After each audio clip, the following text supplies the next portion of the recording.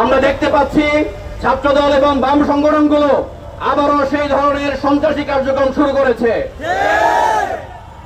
2000 শহীদের বিনিময়ে আমরা যে জুলাই অভ্যুত্থানের মধ্য দিয়ে বাংলাদেশ পেয়েছিলাম, আমরা চেয়েছিলাম এই বাংলাদেশকে আমরা নতুনভাবে সাজাবো, কিন্তু আমাদের সেই পরিকল্পনাকে ছাত্রদল দুরিশ্বাত করে দিয়েছে। আমরা দেখতে পাচ্ছি ছাত্রদল সারা দেশে কিভাবে ক্যাম্পাসগুলোতে সন্ত্রাসী কার্যক্রম চালাচ্ছে। আপনারা দেখেছেন আজকে চট্টগ্রাম এবং রংপুরে ইসলামী ছাত্র শিবিরের হেল্প ডেস্কের উপর কিভাবে তারা আক্রমণ করেছে। আমরা দেখতে পেয়েছি বিগত দিনে ঢাকা পলিটেকনিক ইনস্টিটিউটে তারা একজন শিক্ষার্থীকে রাতভর নিপীড়ন করে এবং তাকে উলঙ্গ করে তার ভিডিও ধারণ করে তারা হুমকি দিয়েছে। আমরা দেখতে পেয়েছি ফরিদপুরে তারা মেয়ে শিক্ষার্থীদের উপরে হামলা চালিয়েছে, একজন শিক্ষার্থীকে তারা ধর্ষণ করেছে।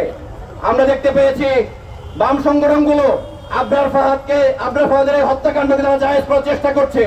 আমরা বাম সংগঠনকে আমরা বলতে চাই, 80 দশকে আপনারা যেভাবে হত্যাকাণ্ড চালিয়েছেন, ইসলামী ছাত্র শিবিরের 22 জন ভাইকে আপনারা হত্যা করেছেন, বর্তমান বাংলাদেশে আপনারা সেই সন্ত্রাসী কার্যক্রম চালাতে পারবেন না। ছাত্র শিবির সাধারণ ছাত্রদেরকে নিয়ে আপনাদের এই সন্ত্রাসী কার্যক্রমকে আর বরদাস্ত করবে না।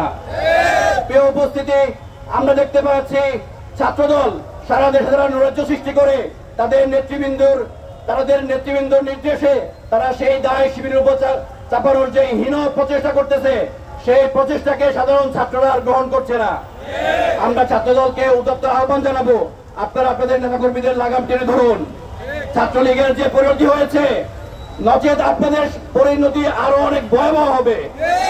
আমরা প্রশাসনকে বলতে চাই, আপনারা ছাত্রদল সহ বাম সংগঠনগুলো যে সন্ত্রাসী কার্যক্রম চালাচ্ছে, আপনারা তাদেরকে গ্রেফতার করুন, আইনের আওতায় আনুন। সেই উদাত্ত আহ্বান রেখে আমার কথা শেষ করছি। আসসালামু আলাইকুম রহমতুল্লাহ।